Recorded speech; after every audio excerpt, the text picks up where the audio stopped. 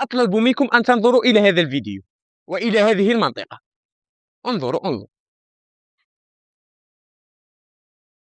قبل أن نتكلم على هذا الفيديو أريد أن أعطيكم فائدة صغيرة وأجرها كبير. تخيل سورة الفاتحة لو تحفظها لأخوك الصغير ولا أختك الصغيرة ولا ابن عمك الصغير ولا ابنة عمك الصغيرة ولا ابنك ولا ابنتك، يصلي بها في العام 1820 صلاة.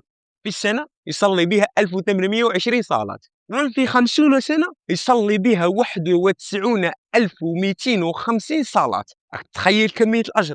والله يضاعف لمن يشاء. نرجعوا نتكلموا على المنطقة وهذا الفيديو. قبل ما نبداو بارطاجوا الفيديو، فالدال على الخير كفاعله. في ولاية تيرت في بلدية عنزريت في بلد الجزائر راهم يبنوا في مدرسة قرآنية. قال تعالى: من ذا الذي يقرض الله قرضا حسنا فيضاعفه له أضعافا كثيرة. صدق الله العظيم. في قبرك ما كاينش اللي يقدر يصوم في بلاصتك، وما كاينش اللي يقدر يصلي في بلاصتك، وما كاينش اللي يقدر يزكي في بلاصتك. بصح كاينه الصدقه الجاريه. الصدقه الجاريه، وهذه من الصدقه الجاريه. تخيل تتسجل في هذه المدرسه القرانيه ونديروا غير واحد فقط كاع من المدرسه القرانيه يحفظ الستين، وهذه الستين يحفظها للاجيال الجايه، والاجيال الجايه تحفظها للاجيال اللي موراها، وهي رايحه. انت تنسى بصح ربي ما ينساش.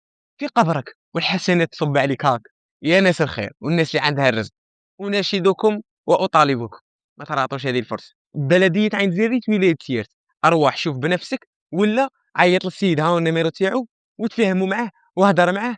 خليها عليكم، أنا اللي عليا درت فيديو باش نوصل الميساج برك. كان معاكم عبد الكافي، ما تنسوش تصلوا على الرسول. لايك ومتابعة.